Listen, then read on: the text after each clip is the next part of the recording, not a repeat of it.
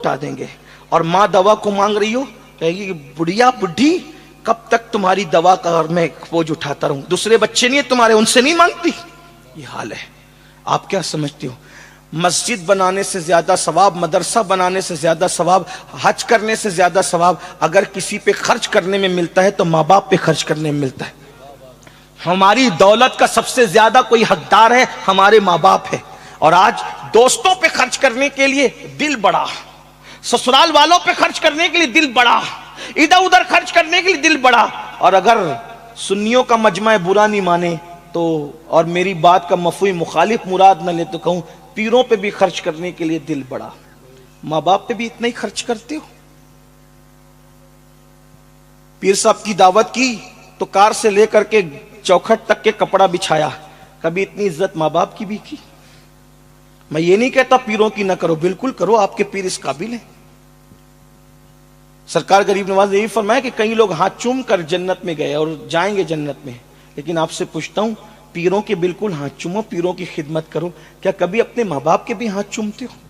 उन्हें चिल्ला चिल्ला कर डांट के बिठाने वालों, क्या समझते हो गरीब नवाज क्या फरमाते? सुनो, गरीब नवाज फरमाते हैं, एक बंदा कयामत के दिन आएगा, पहाड़ों जैसी नेकियां लेकर आएगा। जब उसकी नेकियां मीजान पे रखी जाएगी तो नेकियों का पल्ला भारी होगा। वो खुश हो रहा होगा कि मेरी नेकियों से नेकियों का पल्ला भारी हो गया। इतने में एक छोटा सा कागज का टुकड़ा गुनाह के पल्ले में गिरेगा और गुनाह का पल्ला भारी होगा, नेकियों का पल्ला हल्का हो जाएगा। हुक्म होगा, इसको मुंह के बल घसीटते हुए जहन्नम में ले जाओ। जिस वक्त उसे जहन्नम में मुंह के बल घसीटते हुए ले जा रहे होंगे, वो कहेगा जहन्नम में तो जा रहा हूं, लेकिन मुझे ये राज तो बता दिया जाए, ये कागज के छोटे से टुकड़े पर आखिर क्या लिखा हुआ था जिसने मेरी सारी जिंदगी में की नेकी का पल्ला हल्का कर दिया, पहाड़ों जैसी नेकियों को हल्का कर दिया, बेऔकत कर दिया मेरी नेकियों को। इस छोटे से कागज के टुकड़े में लिखा क्या था? तो जवाब आएगा, बंदे तूने एक मर्तबा अपनी मां से या अपने बाप से चिल्ला कर बुलंद आवाज से बात की थी। ये चिल्लाने की नहूसत लिखी थी जिसने तेरी पूरी जिंदगी की नेकी को हल्का कर दिया। आपसे पूछता हूं, एक बार माँ बाप से चिल्लाकर बात करो तो उस वक्त तो तुम्हारी सारी जिंदगी की नेकी हल्की हो जाए। अल्लाह अकबर। बीवी के बहकावे में आकर, किसी और के बहकावे में आकर माँ बाप को घर से निकालने वालों, ससुराल में जाकर के बसने वालों, जब माँ बाप तुम्हारे जवान थे और तुम बच्चे थे तो हर कहता था मेरी अम्मी, मेरे अब्बा, मेरी अम्मी, मेरे अब्बा। और जब तुम जवान हो गए हो तो एक दूसरे से कहते हो, तू दवा नहीं लाता क्या तेरा बाप नहीं है? तू खाना नहीं खिलाता क्या तेरा बाप नहीं है? बचपन में मेरे माँ बाप कहते थे और जवानी में तेरे माँ बाप कहते हो। सुन लो, अल्लाह के रसूल ने इरशाद फरमाया, अलबिर ला यबला व ज़ंब ला युनसा व दय्यान ला यमूत एमल मा शि'ता कमा तदीनु तुदान। नेकी कभी पुरानी नहीं हो सकती, गुनाह कभी बुलाया नहीं जा सकता, और सिला देने वाले खुदा को कभी मौत नहीं आ सकती। तो तू जो चाहे कर, जैसा करेगा वैसा भरेगा। आज अपने माँ बाप पे जुल्म करने वालों, उनकी खिदमत से मुंह मोड़ने वालों, कब्र में, महशर में, जहन्नम में जो अजाब होगा माँ बाप के गुस्ताखों पर, वो तो बहुत बदतरीन है।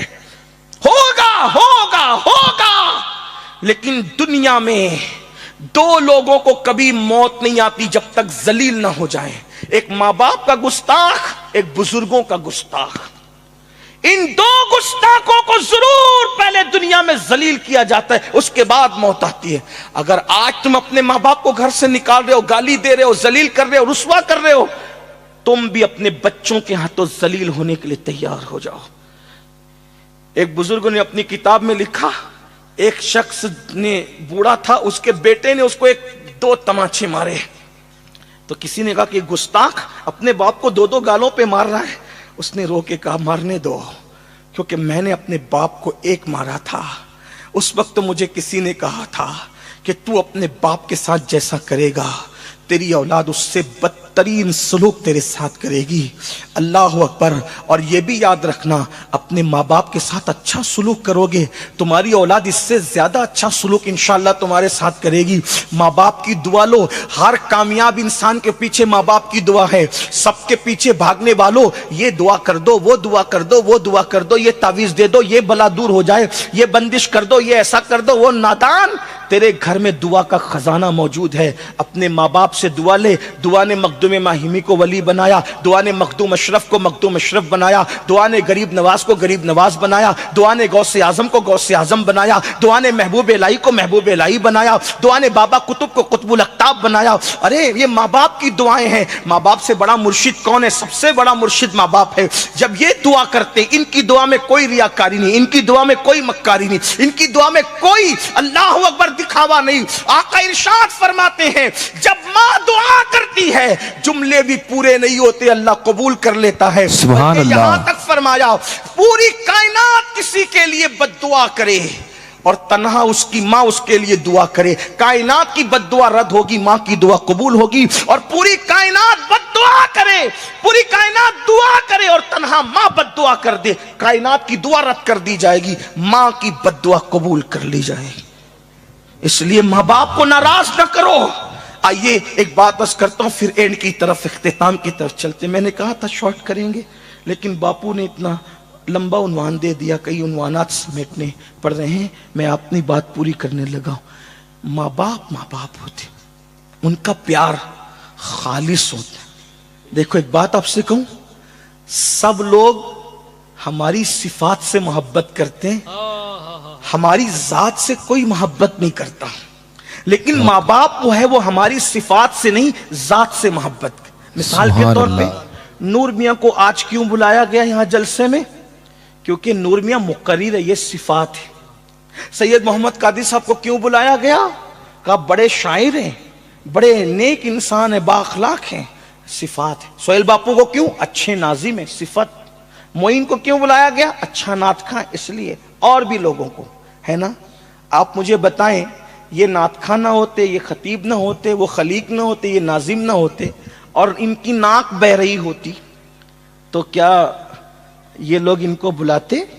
یا کہ کوئی کھڑے کھڑے پیشاب کرتا تو لوگ بلاتے, بستر میں پاخانہ کرتا تو لوگ بلاتے؟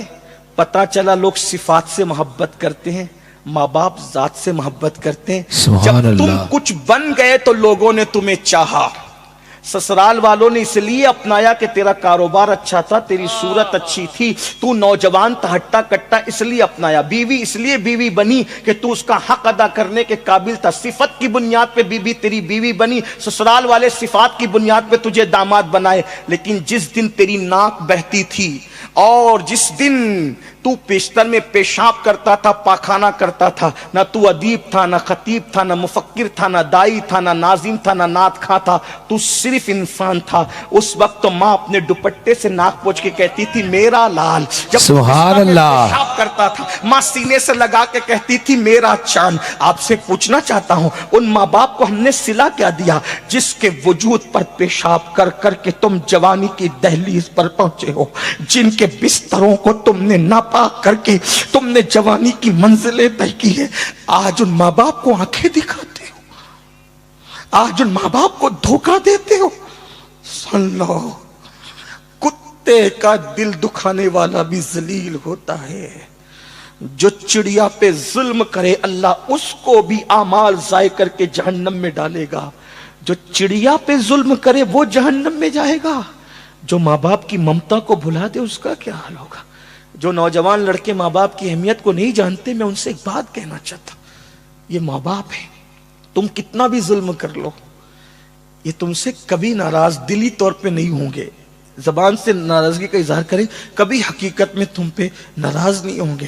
میں نے ایک آرٹیکل پڑھا تھا جب میں اسکول پڑھتا تھا, غالباً جونیئر کالج میں نیا داخلہ ہوا تھا, اس وقت ایک آرٹیکل پڑھا تھا, اس نے مجھے بہت رلایا تھا. وہ یہ تھا کہ ایک مرتبہ ایک ماں نے برتن جھاڑو کر کے اپنے بیٹے کو پڑھایا لکھایا. بہت ساری مائیں ہیں جو بہت دکھ اٹھا کر اپنے بچوں کو بہت کچھ بناتی ہے. ایک مفکر نے کہا تھا ایک ماں اپنا پورا شباب لٹا دیتی ہے، ایک باپ اپنا پورا شباب قربان کر دیتا ہے۔ جب بچہ کہیں جا کر کچھ بنتا ہے، ماں باپ نچوڑ دیتے ہیں اپنا شباب۔ یہاں وہ وقت نہیں کہ میں ماں باپ کے عنوان پہ گفتگو کروں، لیکن محض چشم تصور سے ایک مفکر نے آسمان کی طرف دیکھا تو اس نے کیا دیکھا کہ ملائکہ اللہ سے مکالمہ کرتے ہوئے کہتے ہیں، اللہ ممتا کسے کہتے ہیں؟ توجہ، محض چشم تصور سے ایک مفکر نے دیکھا، پوچھا، فرشتے خدا سے پوچھ رہے ممتا کسے کہتے ہیں؟ تو اس وقت خدا نے شبنمی قطروں کی شبنمی نزاکت کو، تتلیوں کے باغپن کو، نسیم سحر کو، صبح کے اجالے کو، شام کی زلفوں کو، پھولوں کی نکہت کو، چمنستان کے گلوں کی جو ہے وہ نزاکتوں کو، لالا کی لالی کو، اور شفق کے جمال کو، افق کی سرخیوں کو، بلکھاتی ہوئی ندیوں کے حسن کو، موجیں مارتے ہوئے سمندر کی موجوں کے تکبر کو، پہاڑ کی استقامت کو، اور سبزہ زاروں کی سبزہ زاری کو، سنبل کے پودے کو، نرگس کے پھول کو خدا نے ایک ساتھ جمع کیا۔ اور جب وہ مجسم حسن ہو گیا تو پھر اس نے کسی وجود کے گود میں کسی وجود کو ڈالا، اور پھر اس وجود نے اس پورے حسن کو کسی پہ قربان کر دیا، تو کہا اس کو ممتا کہتے ہیں۔ کہا یہ مولا، یہ مکمل حسن ایک ننھی سی جان پر جو قربان کر رہا ہے، یہ حسن کیا ہے اور وہ کیا ہے؟ تو ارشاد ہوتا ہے یہ مکمل حسن کو ماں کہتے ہیں، اور اس قربانی کو بچے پہ قربان کر دینے کو ممتا کہتے ہیں۔ یہ وہ رشتہ ہے کہ ہر رشتہ کٹ سکتا ہے، ٹوٹ سکتا ہے، یہ رشتہ اتنا مضبوط ہے نہیں کٹ سکتا، بلکہ جرات کر کے کہہ رہا ہوں خدا سے بندے کا رشتہ نہیں ٹوٹ سکتا۔ اور اس کے بعد یہ خدا کا کرم ہے کہ ماں باپ سے اولاد کا رشتہ کبھی نہیں ٹوٹ سکتا۔ توجہ، دوست میں جھگڑا ہو گیا، اس نے کہا تو میرا دوست نہیں، ختم بات، صحیح۔ بھائی میں جھگڑا ہو گیا، تو میرا بھائی نہیں، نام لے کے پکارے گا، وہ ساجد ایسا کرتا، عبداللہ ایسا کرتا، عبد المصطفیٰ، توڑ دیا نا رشتہ۔ اسی طرح بیوی سے جھگڑا ہوا، رشتہ توڑ دیا۔ لیکن آپ سے پوچھتا ہوں، ماں باپ سے کتنا بھی لڑ لو، جب بات آئے گی تو کیا کہو گے؟ میری امی نے ایسا کیا اور میرے ابا نے ایسا کیا۔